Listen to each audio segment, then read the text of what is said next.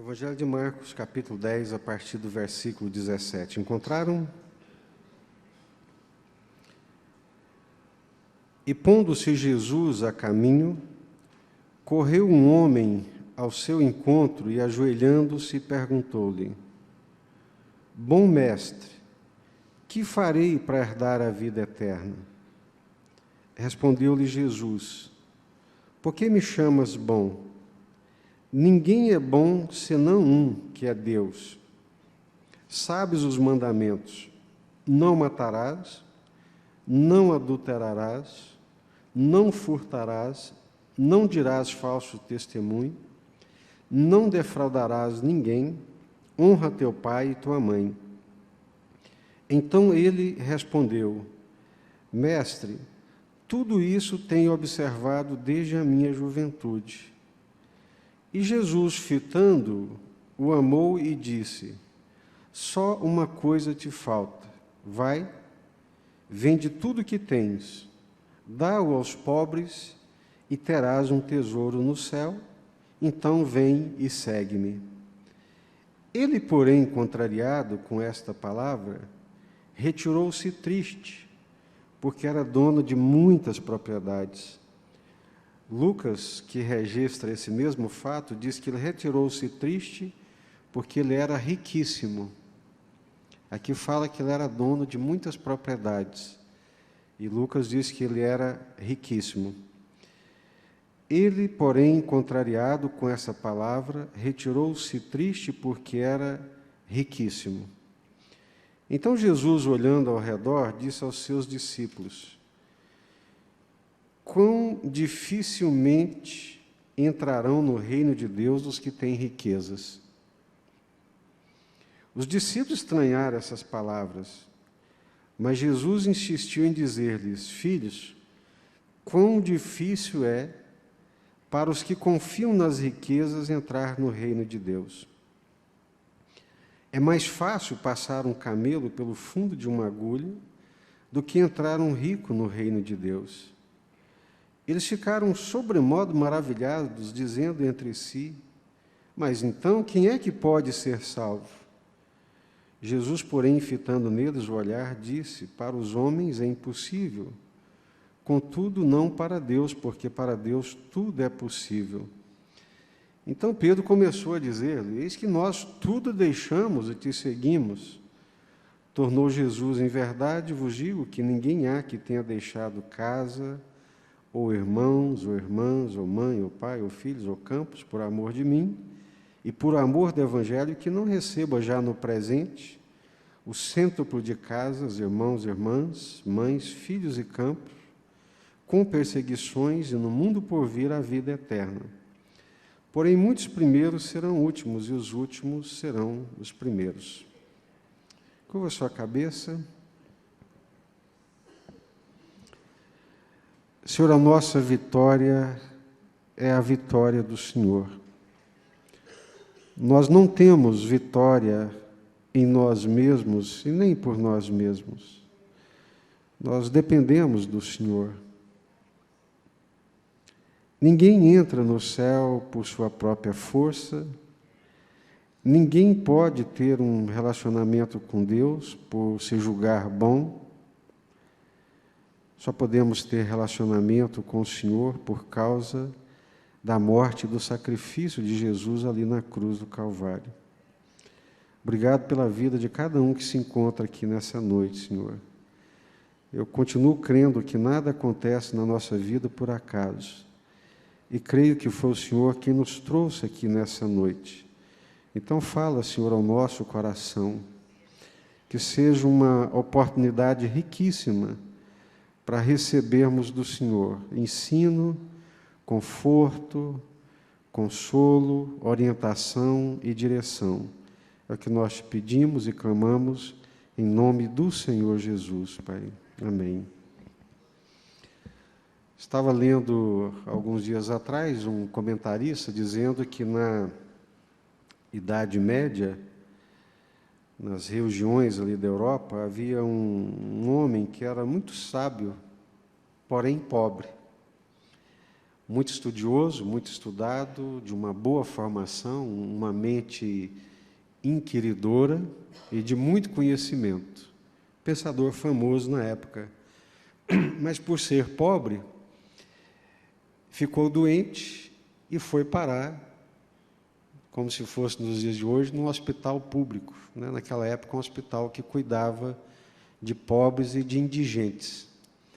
E quando ele chegou ali doente, que levaram ele ali à presença dos médicos, quando os médicos viram aquele homem maltrapilho, mal vestido, eles começaram então a conversar entre si em latim e dizendo em latim: ora, esse indigente chegou aqui, vamos deixar ele morrer, porque a gente aproveita para usar o corpo dele para poder fazer as nossas pesquisas.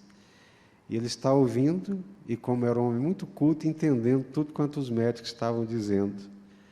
Aí respondeu para eles, na mesma língua culta, o latim, naquela época, e disse para eles: não considerem desprezível nenhum ser humano, nenhum homem por quem Jesus Cristo deu a vida dele na cruz do Calvário. Eu pagaria para ver a cara dos médicos naquela hora, né? Nenhum ser humano pode e deve ser avaliado por aquilo que tem ou por aquilo que deixa de ter.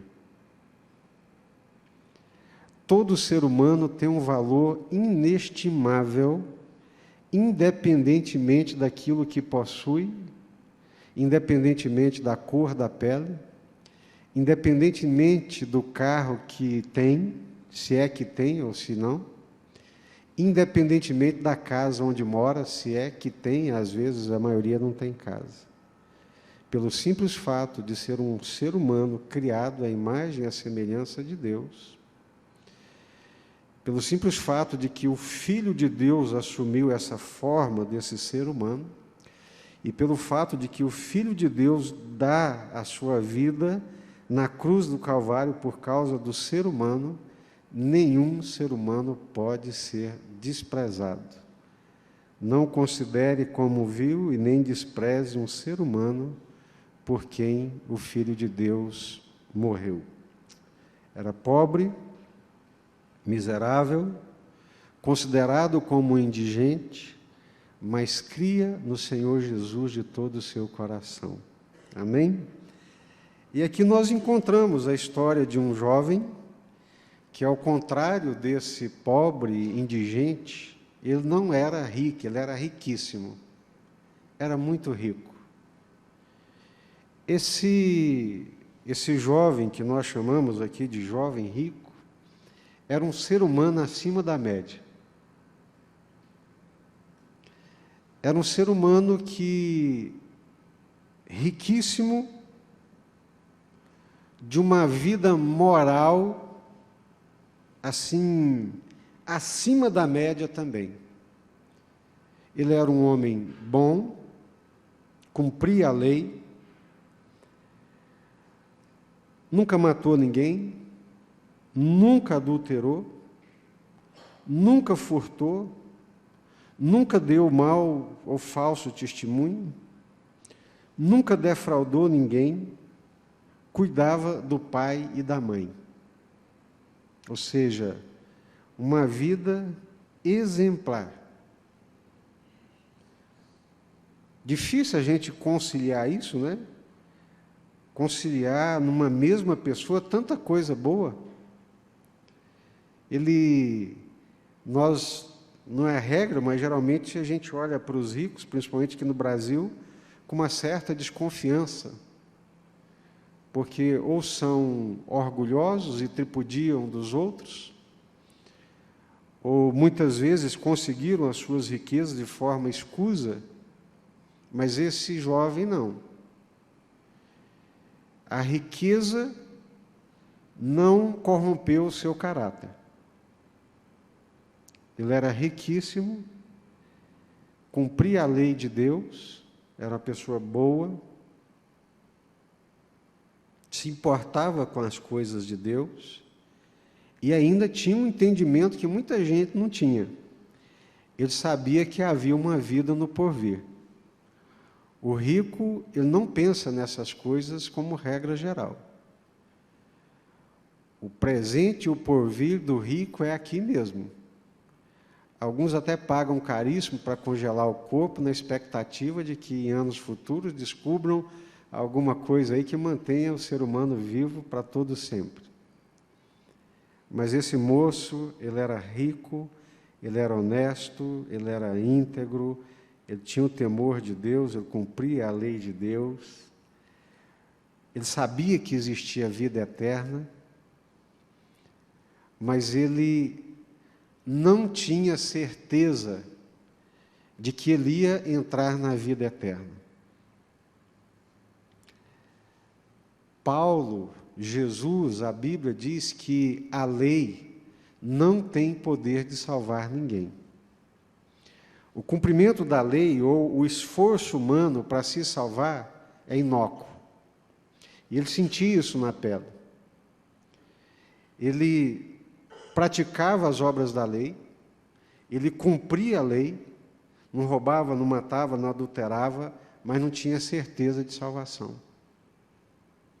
Ele não tinha certeza de que quando ele morresse, ele entraria na vida eterna. Por isso ele vem atrás de Jesus. Pondo-se Jesus a caminho, correu um homem ao seu encontro. Ou seja, ele viu em Jesus a chance dele herdar a vida eterna, das portas da vida eterna se abrirem para ele, e ele veio atrás de Jesus. Era acima da média. Tinha entendimento, tinha discernimento, e sabia que havia uma vida eterna e que ele precisava entrar nela.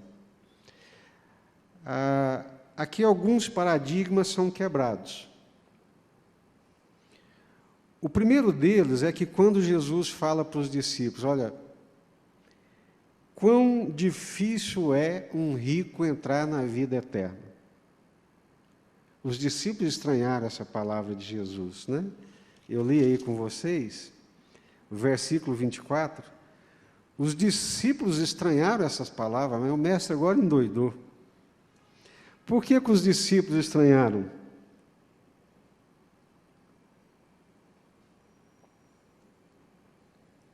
Quando Jesus disse, quão difícil é um rico entrar na vida eterna. Os discípulos estranharam. Por quê? Por que eles estranharam essas palavras de Jesus? Outras eles aceitaram tão facilmente. Por que eles estranharam essa?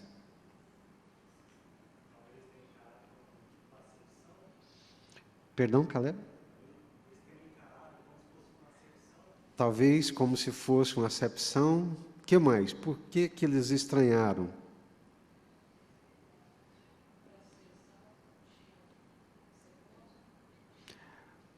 Para ser salvo, será que tinha que ser pobre? Não, né? Sim, Paulo.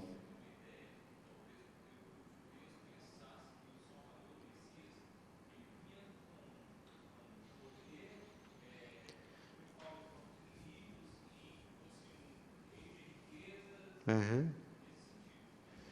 Isso. Na verdade, irmãos, você quer falar, Júnior? Pode falar.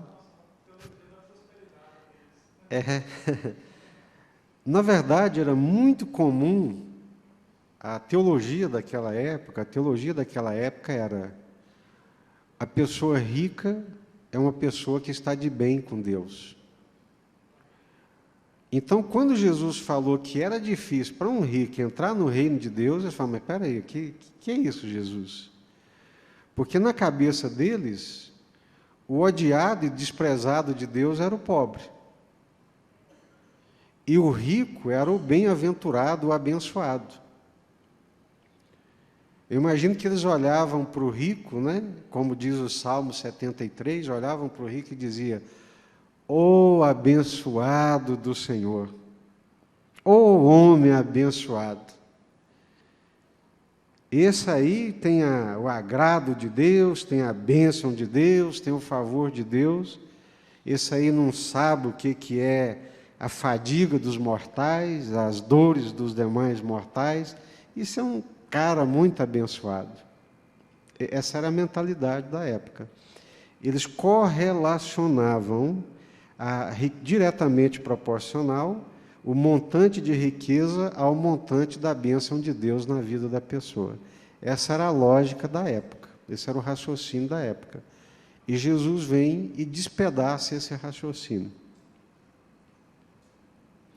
Quão difícil é para aqueles que confiam na riqueza entrar no reino de Deus. Por que que quando Eliseu curou Naamã, e Naamã quis lhe dar ouro, prata, vestes, uma quantidade enorme de dinheiro, por que que Eliseu não aceitou?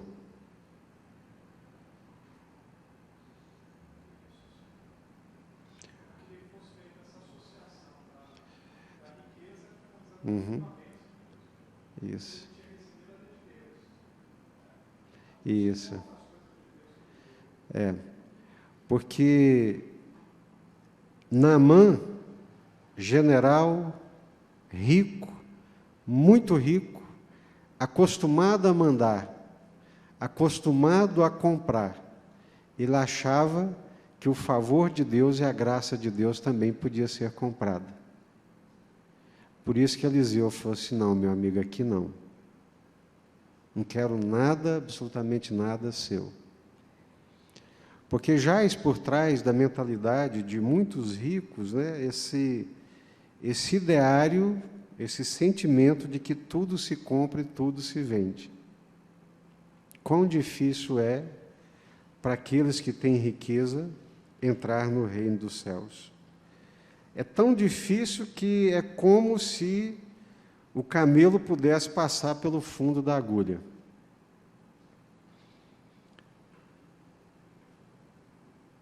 Camelo, segundo alguns, era uma corda grossa, né? E se você conseguisse passar uma corda grossa pelo fundo, pelo buraco de uma agulha, então assim seria fácil também para um rico entrar no reino dos céus. Quão difícil é. Os discípulos ficam chocados. É mais fácil passar um camelo pelo fundo de uma agulha do que entrar um rico no reino de Deus. Aí eles ficaram embasbacados, aí eles ficaram maravilhados. Mas, olha a pergunta que eles fazem no versículo 26.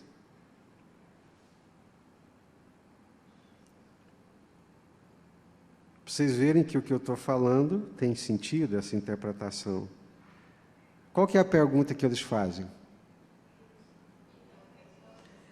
Então, quem é que pode ser salvo? Ora, se o abençoado aí, o rico, que vive tudo que é bom na terra, o senhor está dizendo que para ele é difícil entrar no reino de Deus, é como passar um camelo pelo fundo de uma agulha. Então, se esse aí não é, os demais, então, os pobres, miseráveis, estão perdidos. Essa era a cabeça dos discípulos. Então, Jesus está desconstruindo uma teologia muito comum da época, só que não era uma teologia, um modo de pensar de Deus. O pessoal fala que uma mentira repetida muitas vezes, ela vira verdade, né? Conceitos e coisas que a gente vai pensando e vai imaginando e vai ouvindo e vai repetindo, daqui a pouco a gente acha que aquilo é verdade. E eles achavam que na fila de entrada nos céus ou no reino de Deus, na vida eterna, os ricos tinham primazia e estavam na ponta da frente. E Jesus mete eles lá para trás, para a traseira da fila. Ficaram chocados. Mas tem outra coisa que eles ficam chocados com Jesus aqui ainda. Eles achavam que os ricos eram bem-aventurados e que tinham primazia no reino de Deus. Era um pensamento muito comum da época. Jesus mostra que não. Dá um choque neles. Mas a outra coisa é que eles achavam que, pelo cumprimento da lei, pelo esforço pessoal de cumprir a lei, pelo esforço de cumprir os mandamentos de Deus, eles achavam que isso poderia garantir a vida eterna e a salvação. Também não. Porque se garantisse, esse jovem não vinha desesperado atrás de Jesus.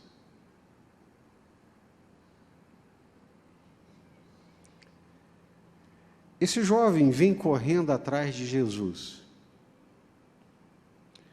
O que ele quer de Jesus? O que ele quer de Jesus? O que ele quer?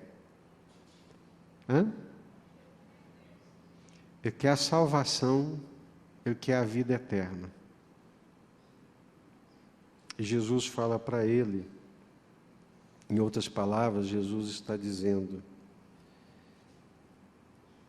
ele está buscando algo do Senhor, mas ele não quer o Senhor. Ele quer a salvação do Senhor, ele quer a vida eterna do Senhor, mas ele não quer o Senhor. Oi? Ele quer um salvo-conduto. Ele quer um salvo-conduto, a perspectiva dele, ele não entendeu que vida eterna é vida com Deus. Ele achava que vida eterna é uma coisa que você pode ter a parte da relação e da comunhão com Deus, da vida com Deus. Ele quer o que Deus pode dar, mas não quer o próprio Deus. Ele vem atrás da vida eterna, na expectativa de que Jesus lhe dê a vida eterna.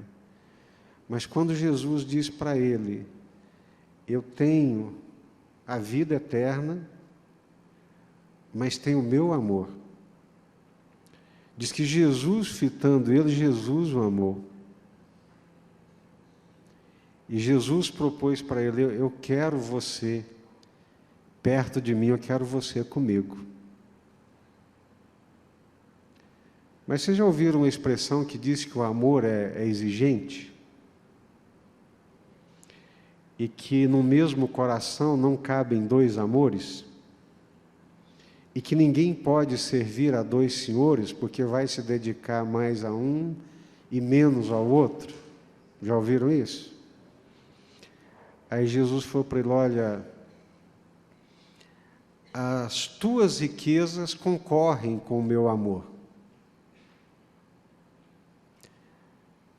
As tuas muitas posses concorrem dentro do seu coração, competem dentro do seu coração para ter um relacionamento íntimo, pessoal e de amor comigo.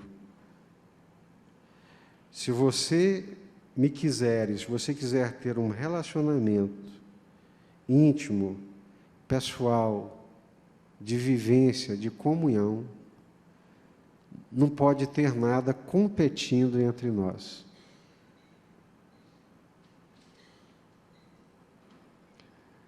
O que você estaria disposto a abrir mão para ter pleno acesso ao coração de Jesus? O que você daria para ter um relacionamento de amor íntimo e pessoal com o Senhor Jesus? Nós, à semelhança desse moço, nós convivemos com possibilidades e queremos conciliar coisas que não são conciliáveis. As muitas riquezas pesavam e enchiam o coração daquele jovem que não dava espaço para ele amar Jesus. Ele amava mais as riquezas dele do que Jesus. Ele queria ter um coração cheio e apegado àquelas coisas, mas queria também algo que Deus poderia lhe dar, que era a salvação. Por isso que ele queria algo que Deus podia lhe dar, mas não queria Deus, porque para você ter Deus e uma vida com Deus, você tem que renunciar. Tem que fazer dele o único e o grande amor da sua vida. Não existe outra possibilidade. Nós vivemos dias hoje de um evangelho muito fraco por causa disso. Jesus é um apêndice. Jesus é mais um acessório que nós acrescentamos na nossa vida e no nosso coração. O que é um completo desconhecimento da proposta de Jesus e da proposta do Evangelho. A proposta de Jesus e a proposta do Evangelho, ela é totalizante. Jesus está dizendo assim: ou eu te tenho por inteiro e você me tem, ou você nunca me teve e nunca me terá.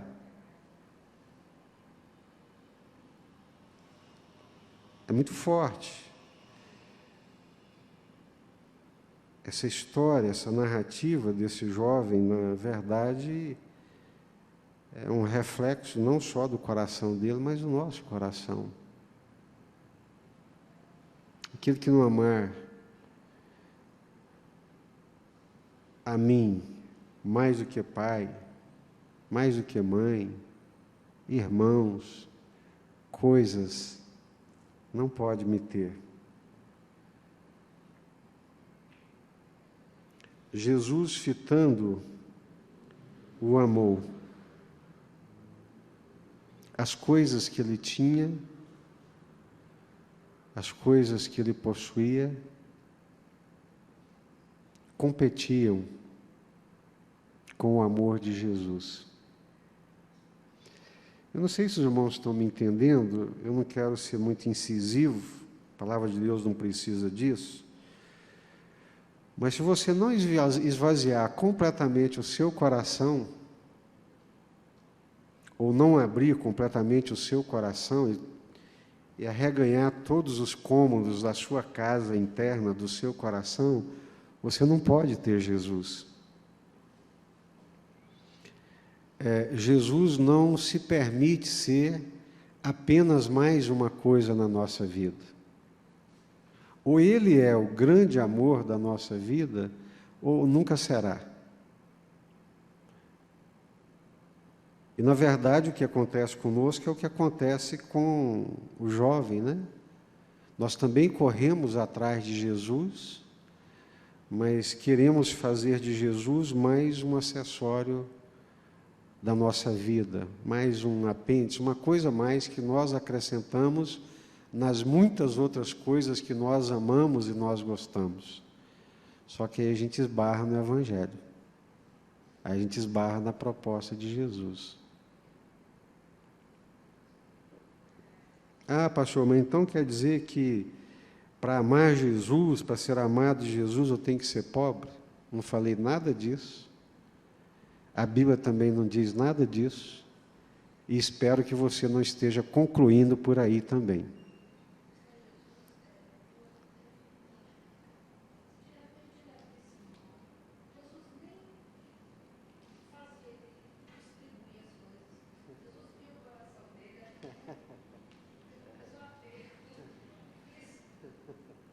A Zé está dizendo que talvez, se ele se dispusesse a abrir o coração, talvez Jesus nem requeresse dele aquelas coisas, né? Sim, Hannah. Sabia.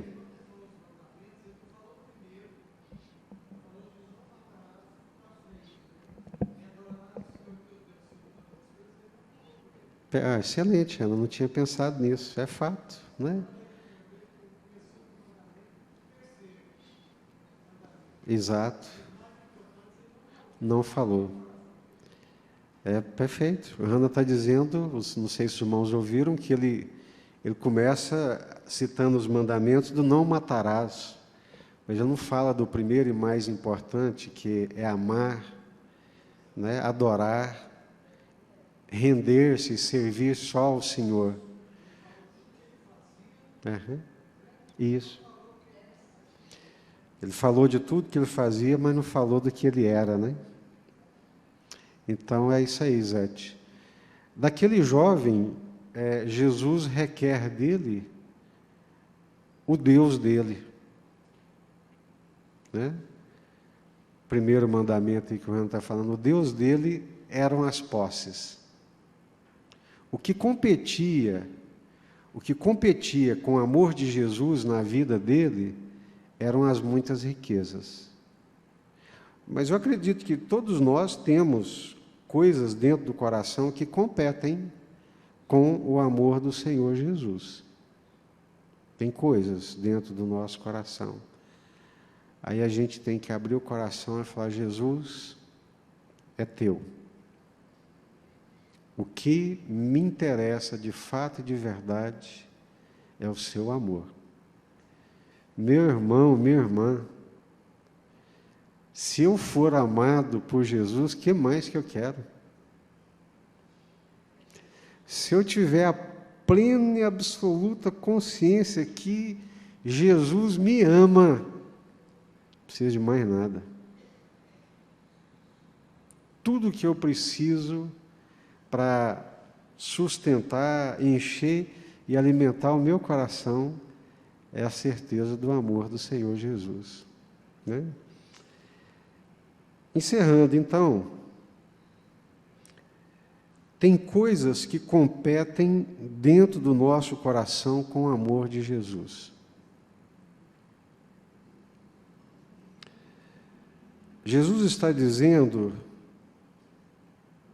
uma expressão que é muito comum na literatura, que num coração não cabem dois amores. Qual que é o verdadeiro amor do seu coração? Dinheiro? Namorada, namorado? Esposa, esposo, filhos?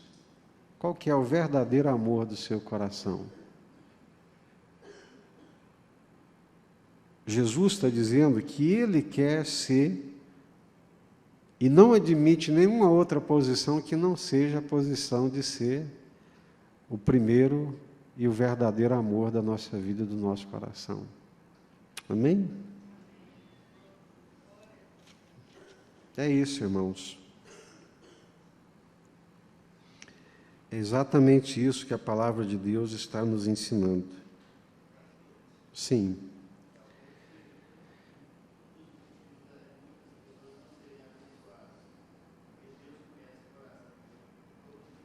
É.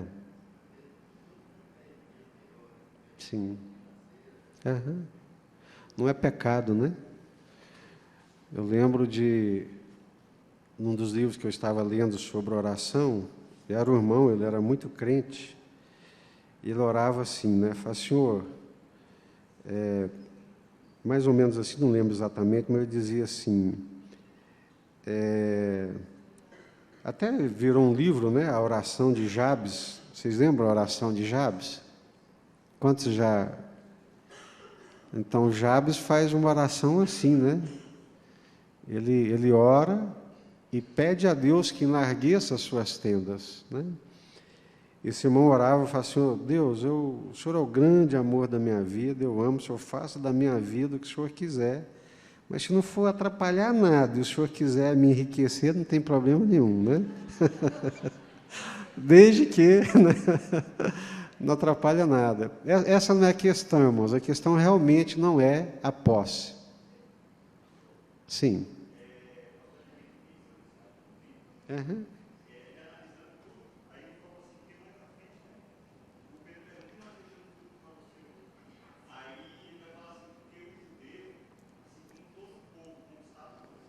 Uhum.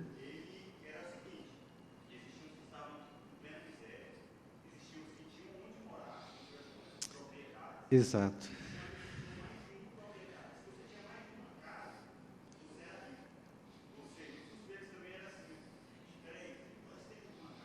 Isso. E nós? Não é a riqueza. É.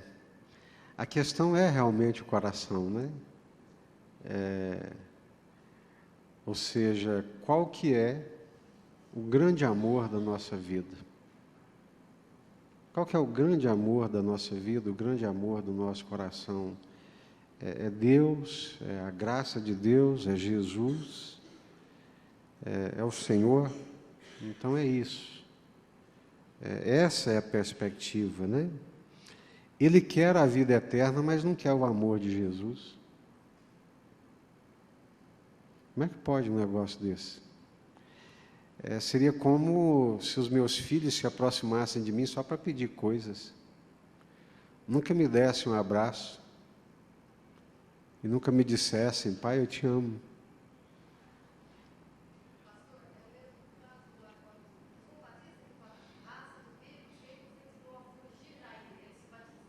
Isso. Exatamente. João Batista, quando vê aquela turma barra pesada descendo, né? João Batista fala, raça de víboras, quem vos induziu a fugir da ira vindoura? Eles estavam vindo não por causa de Deus e da graça de Deus, mas na expectativa de ficar livre do inferno, né? Escapar. Então, salvação, irmãos, vida eterna, é muito mais do que ficar livre do inferno. É ter um relacionamento com Deus, é ter uma vida com Deus, né? Quando nós entendemos isso, nós percebemos que nós também não matamos, não adulteramos, não roubamos, não mentimos, mas não é por causa do medo de deixar de ganhar ou de perder a vida eterna, mas é porque nós encontramos coisa melhor. O amor de Deus, o amor de Jesus. Amém? Podemos orar?